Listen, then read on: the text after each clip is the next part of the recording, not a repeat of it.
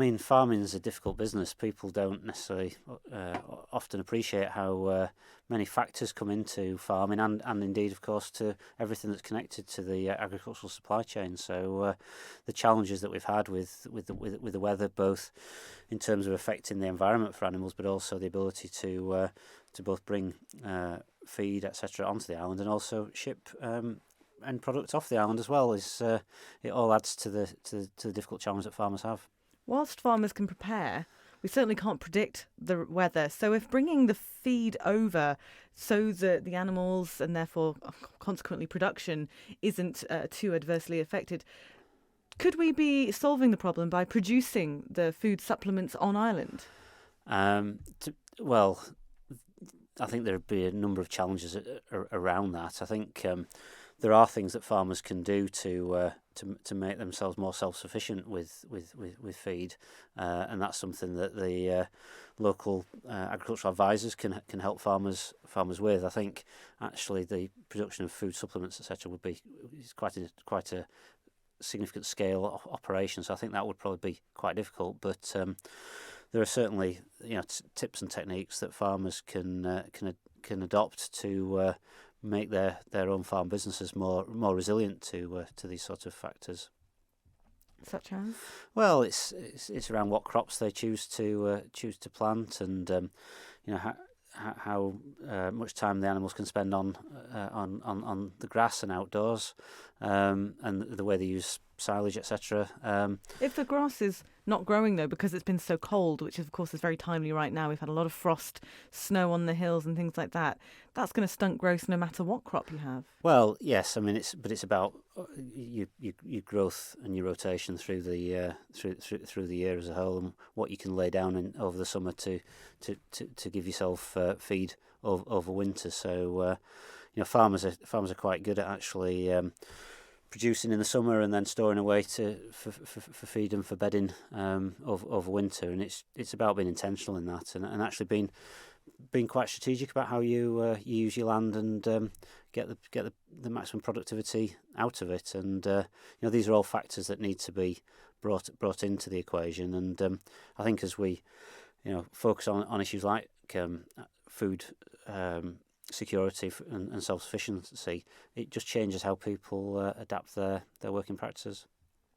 When there is a bout of bad weather, I mean, Kiri Kermode was saying how actually we've had a pretty good weather when it's come to livestock until the last sort of 4 weeks, when we've had 2 massive storms and this real cold spell now. So how do you feel when you hear the storms coming in or cold weather's coming in? Is it worrying for you with your meat plant hat on? From a meat plant point of view, we've got our forward bookings secured, and So in terms of the volume coming through the plant, we're okay. What it may do is affect the finish of the animals, so they might weigh a little bit less than they would otherwise have done, or be in slightly poorer condition. Where it does bring a challenge, of course, is when we're exporting the finished product.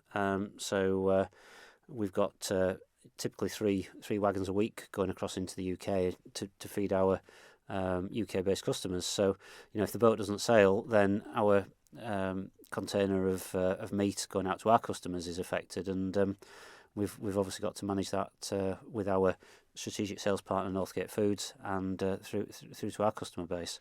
So that's the biggest challenge for us. So you said, is it 3 wagons? Did you say? Yeah. So what proportion of your overall production in a week is that?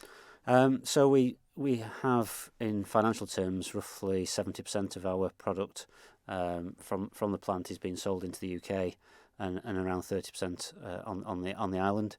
We're actively building the local customer base, and of course you'd be familiar with the Tesco relationship, which was restarted relatively recently. But we're working with all our customers, butchers, wholesalers, retailers on the island to try and sell more on island. But we're a net exporter, particularly of lamb, but also of beef, and we need to have both markets performing strongly.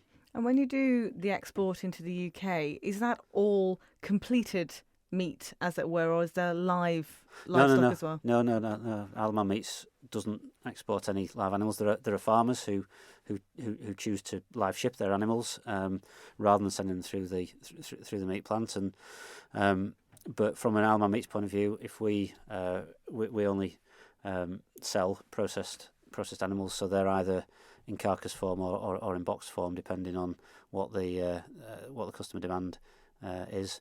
Hopefully, going forward, we end up with more packaged product like you've seen in Tesco and the Co-op, which are more convenient products for modern customers.